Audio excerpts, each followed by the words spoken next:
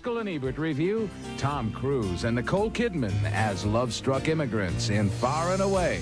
Sigourney Weaver is held prisoner on a dangerous planet in Alien³ And Whoopi Goldberg hides out in a convent in Sister Act.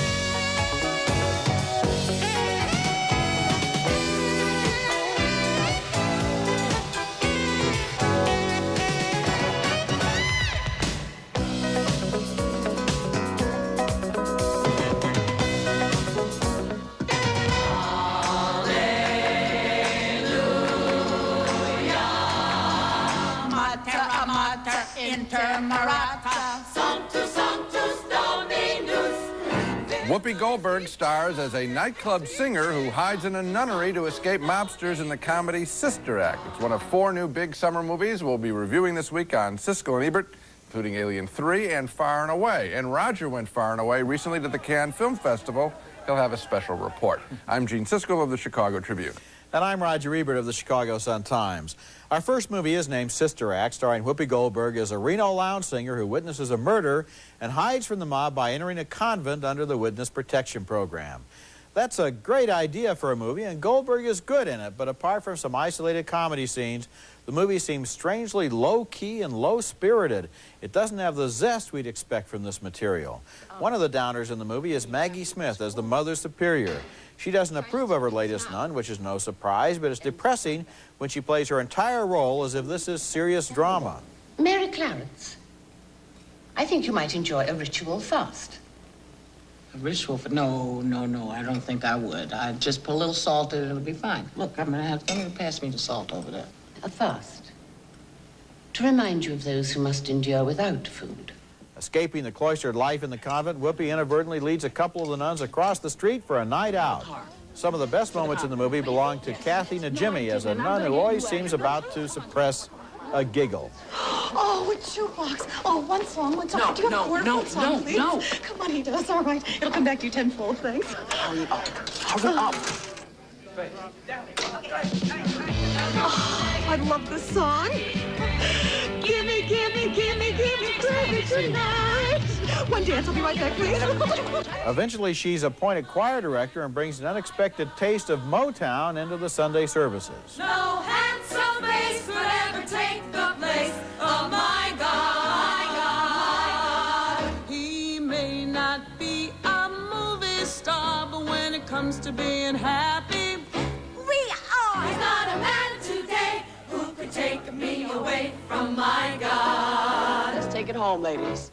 There were moments in Sister Act when I did laugh loudly, but unfortunately they were mostly in the coming attractions trailer, which I saw 3 times before I saw the movie, and which gives away most of the movie's surprises and plunders almost all of the jokes, so that seeing the film itself is a curious case of déjà vu. But at least the trailer was put together with high energy and zeal. The movie itself seems slower and less high-spirited, and the director, Emile Ardolino, has no apparent style at all, either visual or comedic. The movie feels as if it were directed out of a textbook, and when Whoopi gets a laugh, it's because of the dialogue and because of her performance, with no thanks to the lackluster filmmaking. You know, I would say I wouldn't fault the director as much as I'd fault the writing here, because my take on the picture was there isn't a scene in this movie that isn't what I would have expected if you told me the plot. You're going to see the stern Mother Superior. You're going to see the fat, jolly nun. You're going to see the shy nun. Then you're going to see Whoopi charm them and bring soul to the people that are supposed to be saving our souls. And then you're going to see the guys that are trying to get her catch up to her, and we're going to have a little chase action. It marches along. And here's what's strange, Roger. The crowd I saw it with liked the picture a lot, applauding. Yeah. But I thought it was so flimsy. I felt bad that I wasn't enjoying it, but it was so flimsy. You know, the problem with a screenplay like this is that in Hollywood, they have basic formulas. You bet. They pass them out, they Xerox them, they teach them in screenwriting school. You find out exactly where you're supposed to be at the 30-minute mark, at the 60-minute mark. watching this movie, if you can kind of forget exactly what it's about, is like watching 100 other movies because the formula is exactly the same, and that's why it felt so predictable to you. So when something is funny, it's because Whoopi and the other people are able to find something in themselves to make it funny. There's nothing really there for them to work with. You said you laughed. I did not. Next movie, and our next film is the teenage comedy Encino Man, which badly mixes the juvenile humor of Bill and Ted's Excellent Adventure with the storyline of E.T. A couple of California Valley guys find a Cro-Magnon man in their backyard. They defrost him and bring him to school. You see my locker? Poor Stone Ager. He spent 1,000,000 years chilling on a block of ice. Now he's got to go to high school. Who's that guy with the dork squad? Oh, my God. He is totally rude. Totally. That's Brendan Fraser as Link, the Encino Man, assisted by Sean Astin, and Pauly Shore from MTV as the wigged-out Stoney. Here the boys have their idea of fun at a convenience store. I'm sure the managers of all the 7-Elevens nationwide are going to love this scene. Link and I are cruising the mountain, bro, and we figure we's a little juice. No, we's in the juice. We's the juice. No, we's in the juice. No, we's in the juice. We's in the juice. Chill, bud. No, but juice. No. Unlike Wayne's World, not a lot of thought went into the making of Encino Man. I got the idea while watching this picture that the filmmakers put together a list of standard teenage high school situations and simply plugged these guys into it. The film plays like a series of blackout sketches. I also found a little of this Pauly Shore as Stoney went a long way. I could see a young actor doing an act, which wasn't my experience while watching either Bill and Ted or Wayne's World, so thumbs down for me. Thumbs down for me, too. I found this movie really dreary and really slow and really uninteresting. And, you know, when you think about a guy actually being from hundreds of thousands of years ago and coming into the present day, you would expect him to do more once they shampoo him, shave him, and dress him up than stand around basically gawking at everything like a typical American teenager who simply doesn't speak English. They don't have any creativity in what they do with this character. Well, I'm going to find a link between these two pictures. Okay. And that is, why not deal with the situation like it might really play out with not real bright people, but you know, people that are at least sentient. Why not have Whoopi Goldberg to go back? Why not have Whoopi Goldberg challenge the religion of these characters, of the nuns? Why not have the nuns deal with her lack of organized religion? Yeah. Similarly, why not have this character be, you know, remote and all this, and have the kids try and deal with him and have it become a science project? These two movies are almost like exercises in which the filmmakers are saying, how can I best make a typical movie like the formula for this genre? And what can I do to avoid doing anything original or anything different or anything challenging? And the question, of course, back to us would be, and your ideas are really going to sell a lot. Well, I tell you this. Wayne's World sold. Yes. Wayne's World That's sold. my argument. Yes, Wayne's World had some fresh scenes that you wouldn't expect, and it's a huge hit. Coming up next, Alien 3 with Sigourney Weaver and another rematch against the Spider from Hell.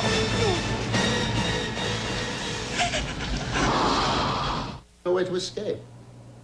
With the arrival of the next supply ship, the company would eliminate. This is a maximum security prison, and you have no weapons of any kind? Sigourney Weaver has just crash-landed on a prison planet in Alien 3, the third and least exciting, but in some ways the most interesting movie about that plague of spider-like monsters from outer space. Weaver's lifeboat has brought her to a shabby, dreary planet inhabited mostly by sex offenders, and she suspects there may have been a stowaway on her craft, another one of those loathsome, slimy creatures who have been crawling into her nightmares ever since the first Alien in 1979. What happened? What started the fire, Bishop? Can you hear me? The fire was electrical.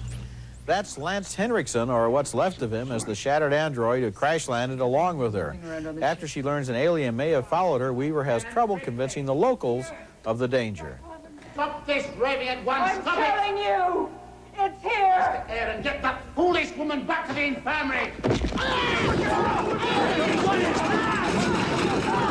Too much of the movie is devoted to footage like this, an alien's eye view in which we quickly realize that a human could outrun this creature only in the movies. Hey, Seven, close!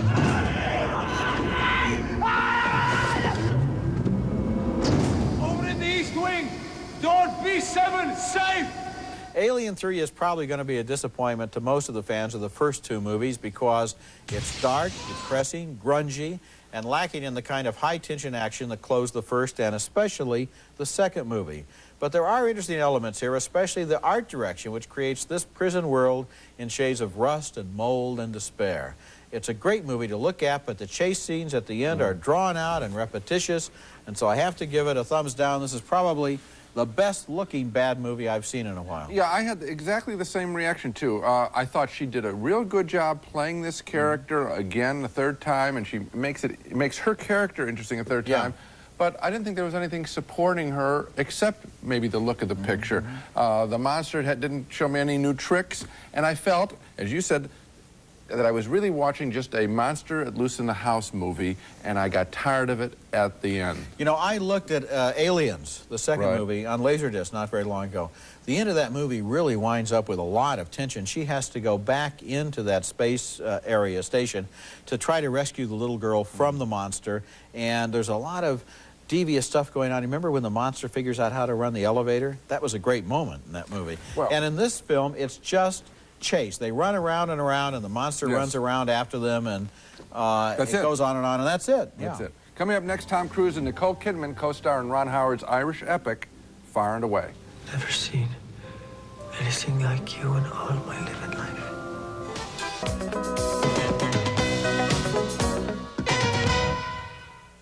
I suspect if you asked her to, she'd kick her knickers off. That, obviously, is Tom Cruise and Nicole Kidman as feuding lovers in Ron Howard's Far and Away, an epic-sized romantic drama set in both Ireland and America near the turn of the century, following two very different young people, one rich, one poor, with different reasons for wanting to come to America. And I'll tell you right away that I'm in the minority of critics on this film. I kind of like the picture. Why? The stunning physical landscape and the performance of Cruise, and especially Kidman. He plays a working-class lad whose home is burned down by agents of Kidman's wealthy father, and Cruise surprises her on her father's estate. Father!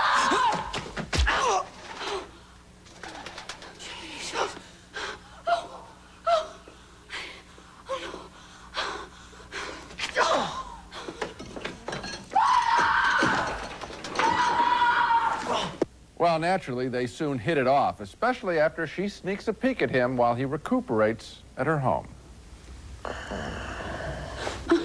They both go to America, she to escape an arranged marriage, he to seek his fortune.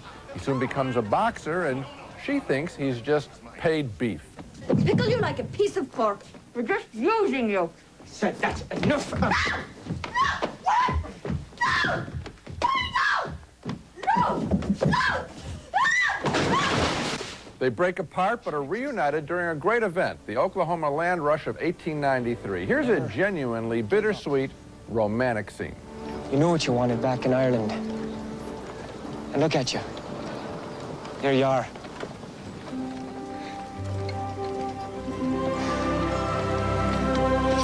You're a corner, Shannon. What a corner you are. I like them together. I did even in Days of Thunder. Now, Tom Cruise's talent is often noted, but I'd like to put in a word for Nicole Kidman here. She plays characters that could easily be silly, just the attachment. But in her every picture, from the thriller Dead Calm to Far and Away, she displays some real grit, a reserve, a confidence that makes her more than an extension of the man she's drawn to. In fact, I'd argue that she's the real prize in her films, even when she is appearing with Tom Cruise. Far and Away looks great, shot on 65mm film. A big problem, however, is its unrelenting Irish stereotypes of drinking and fighting. Boy, I got tired of that. But I still recommend the film for the romance. Yeah, I guess the Irish are still one ethnic group where you can, you know... Unbelievable. Inevitably portray them. You know, he's an Irishman, he comes to Boston, what's he going to do? Get in a saloon fight within, you know, 30 seconds after he gets off the ship. I agree with you that this is a great-looking movie. You know, it might almost be worth looking at. I think so. Just for the scenery. But that's the only reason that I would go to see it, because, I thought the story was really cornball. These people are simple-minded, so simple-minded, they don't even realize that they come not only from two different classes, but two different religions. In Ireland in that time, he would have been a Catholic, she would definitely have been a Protestant. That would have been probably the most important issue in their lives. This movie never brings it up because he doesn't want to get involved in the real world. It's just kind of like he's going going to find Cinderella and they'll go off to the new world together and live happily ever after without ever talking about anything of substance in the entire film. I agree with you that if they had, because that's the complaint I'm using to much lesser movies earlier in the show, so I'm not going to say that this film doesn't commit the same sin. But at the same time, I'm just talking about the level of interaction between the two of them. You didn't find them romantic. Well, here's the thing. Now, this movie looks as good as one of the great David Lean 70-millimeter pictures like Ryan's Daughter, like Lawrence of Arabia. If it were only written at that level, if it only had a screenplay where two interesting and intelligent people are dealing with each other as human beings instead of as cliches out of old love stories, it could have been a terrific movie. It could have been written better. It could have been written brighter. I think the romance is there. I think there's a strength of character in her in particular that I found appealing. Okay, when we come back, a special report from this year's Cannes Film Festival, which premiered a lot of films that we're going to be seeing this summer and autumn. There's two ways you can go on this job. My way or the highway.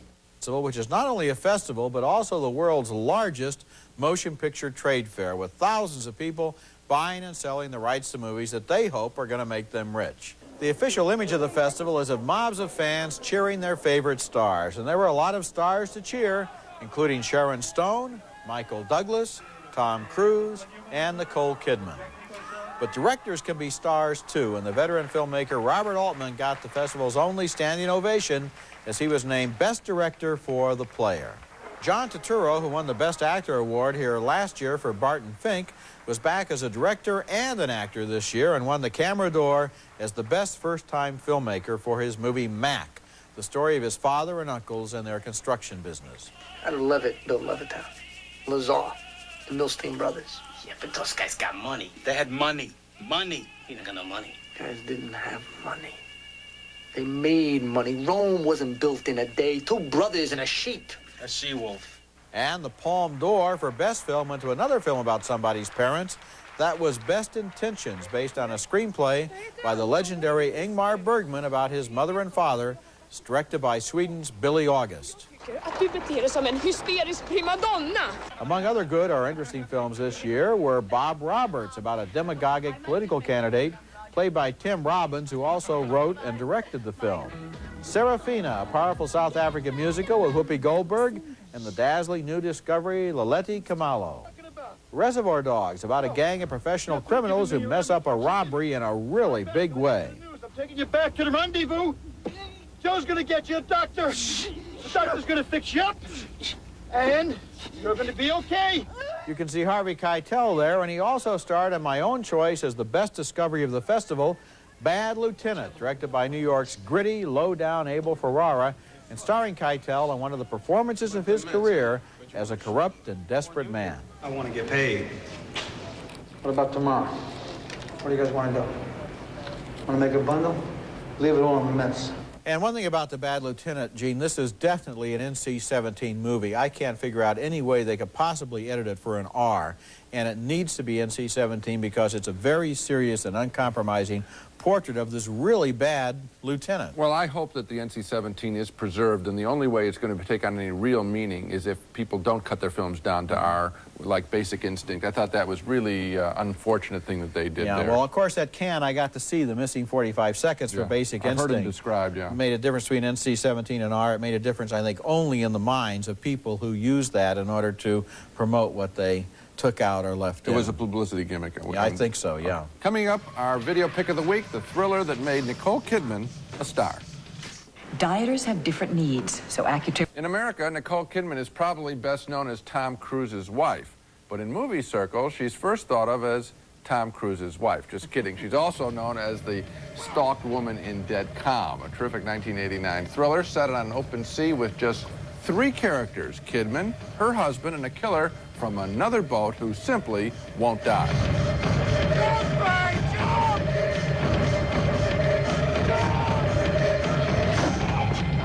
What are you doing? That's Billy Zane as the killer. And the special achievement of Nicole Kidman in Dead Calm is that she comes across, much like Sigourney Weaver in the Alien series, as one of the guys. Dead Calm is available on tape and disc. I recommend that you rent it. Now let's recap the movies we reviewed on this show. 2 thumbs down for Sister Act, the thoroughly predictable Whoopi Goldberg comedy. 2 more thumbs down for Encino Man, which similarly offers nothing fresh in its formula treatment of teenagers discovering a human relic.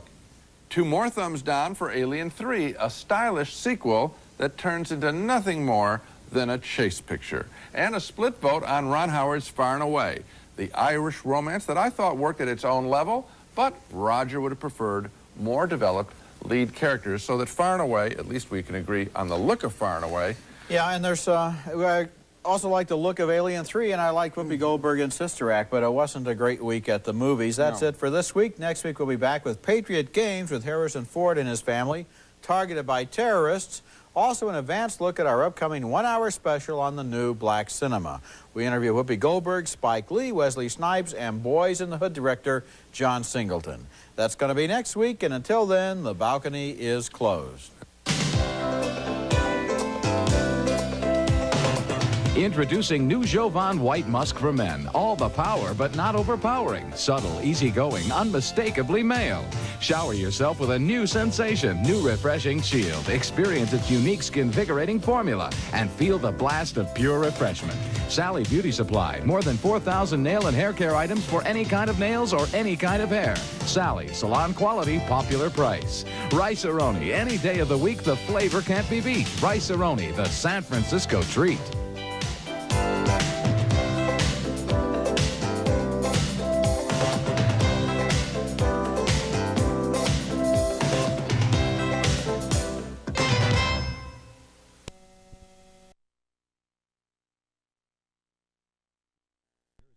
'23 Montrose Avenue, Rutherford, and on Long Island at the Supreme Court Building, Mineola, and 255 Executive Drive, Plainview.